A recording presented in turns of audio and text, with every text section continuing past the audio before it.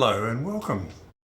The Bomber Mafia was the name given to a group of US airmen who taught and studied at the Air Corps Tactical School at Maxwell Field in Montgomery, Alabama in the 1930s. This was the birthplace of a revolution that shaped the culture of the modern US Air Force.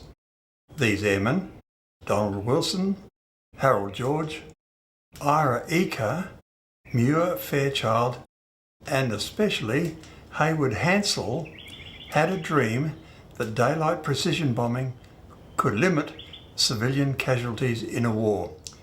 The famed Norden bomb site would make it possible.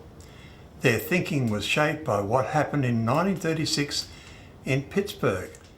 The Ohio River flooded and the Hamilton Standard factory was inundated.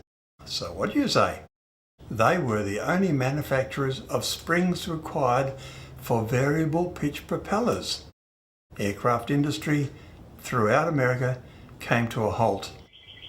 Donald Wilson of the Bomber Mafia realized that a war could be won not by wholesale destruction, but by taking out a propeller spring factory. This was the start of the concept of choke points.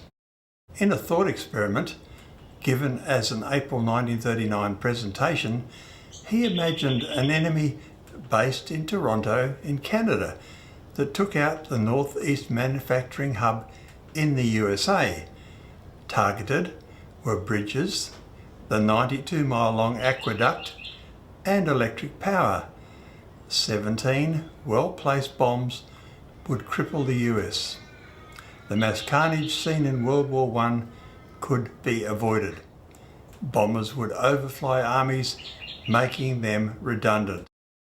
The irony is that Maxwell Field in Alabama was an army post before an air force existed. This is where the Wright Flying School was set up in 1910. In 1928, this US Army Air Station hosted the Army Air Corps Tactical School. This school was the Army's advanced professional education institution for air officers and also served as an air power think tank. Instructors developed a strategic concept of precision bombardment from long-range bombers flying at high altitudes in daylight that dominated Army air tactics during World War II. Bomber advocates there also believed that long-range bombers, suitably armed, would not require pursuit planes to escort them. The bomber invincibility theory postulated that high-flying bombers could safely penetrate deeply into enemy territory without fighter escorts and successfully drop their bombs on industrial targets. Faculty pursuit plane advocates, led by none other than Major Claire Chennault, challenged this concept, contending that too many bombers would be lost without pursuit escort. In July 1941, the Air War Plans Division was established to make long-term plans for war.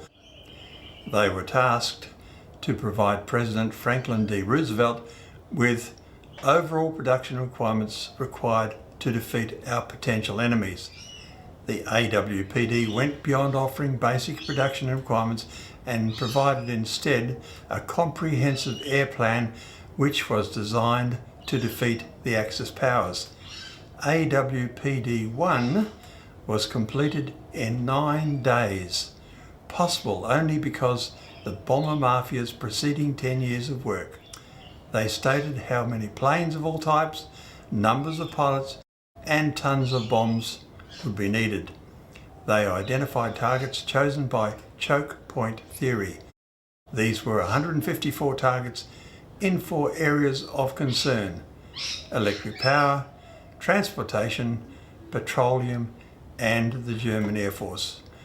Truly, proper preparation and planning prevents poor performance. Thank you for watching. Please comment, like and subscribe to promote content.